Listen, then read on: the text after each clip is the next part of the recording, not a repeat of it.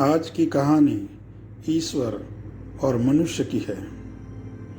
एक श्याम नामक युवक था। स्वभाव का बड़ा ही शांत एवं सुविचारों वाला व्यक्ति था। उसका छोटा सा परिवार था जिसमें उसके माता पिता, पत्नी एवं 2 बच्चे थे। सभी से वो बेहद प्यार करता था। इसके अलावा वो कृष्ण भक्त था और सभी पर दया भाव रखता था। जरूरतमंद की सेवा करता था, किसी को दुख नहीं देता था। उसके इन्हीं गुणों के कारण श्री कृष्ण उससे बहुत प्रसन्न थे और सदैव उसके साथ रहते थे। और श्याम अपने कृष्ण को देख भी सकता था और बातें भी करता था। इसके बावजूद उसने कभी ईश्वर से कुछ नहीं मांगा।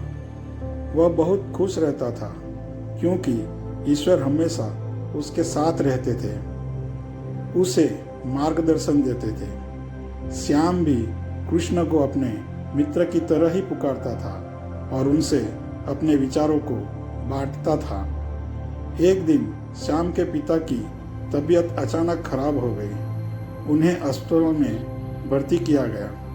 उसने सभी डॉक्टर्स के हाथ जोड़े, अपने पिता को बचाने की मिन्नतें की, लेकिन सभी ने उससे कहा कि वो ज़्यादा उम्मीद नहीं दे सकते और सभी ने उसे भगवान पर भरोसा रखने को कहा। तभी श्याम को कृष्ण का ख्याल आया और उसने अपने कृष्ण को पुकारा। कृष्ण दौड़े चले आए। श्याम ने कहा, मित्र, तुम तो भगवान हो, मेरे पिता को बचा लो। कृष्ण ने कहा, मित्र, ये मेरे हाथों में नहीं है। अगर मृत्यु का समय होगा तो होना तय है। इस पर श्याम नाराज हो गया और कृष्ण से लड़ने लगा। गुस्से में उन्हें कोसने लगा। भगवान ने भी उसे बहुत समझाया पर उसने एक न सुनी। तब भगवान कृष्ण ने उससे कहा, मित्र, मैं तुम्हारी मदद कर सकता हूँ, लेकिन इसके लिए तुम्हें एक कार्य करना होगा। श्याम ने तुरंत पूछा, कैसा कार्य? कृष्ण ने कहा, तुम्हें किसी एक घर में मुट्ठी भर ज्वार लानी होगी और ध्यान रखना होगा कि उस परिवार में कभी किसी की मृत्यु न हुई हो। श्याम झट से हाँ बोलकर तलाश में निकल गया। उसने कई दरवाजा खटखटाए। हर घर में ज्वार तो होती, लेकिन ऐसा कोई नहीं होता जिनके परिवार में किसी की मृत्यु ना हुई हो। किसी का पिता, किसी का दादा, किसी का भाई, माँ, काकी या बहन। 2 दिन तक भटकने के बाद भी श्याम को ऐसा एक भी घर नहीं मिला। तब उसे इस बात का एहसास हुआ कि मृत्यु एक अटल सत्य है। इसका सामना सभी को करना होता है। इससे कोई नहीं भाग सकता और वो अपने व्यवहार के लिए कृष्ण से क्षमा मांगता है और निर्णय लेता है जब तक उसके पिता जीवित है उसकी सेवा करेगा।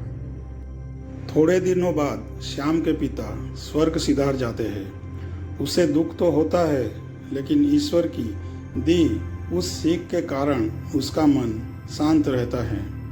दोस्तों, इसी प्रकार हम सभी को इस सच को स्वीकार करना चाहिए कि मृत्यु एक अटल सत्य है। उसे नकारना मूर्खता है। दुख होता है, लेकिन उसमें फंस जाना गलत है, क्योंकि केवल आप ही उस दुख से पीड़ित नहीं हैं। संपूर्ण मानव जाति उस दुख से रूबरू होती ही है। ऐसे सच को स्वीकार कर आगे बढ़ना ही जीवन है।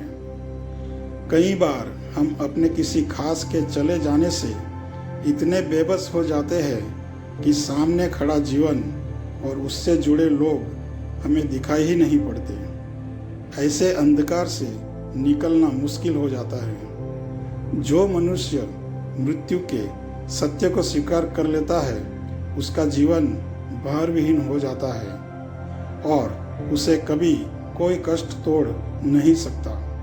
वो जीवन के हर क्षेत्र में आगे बढ़ जाता है।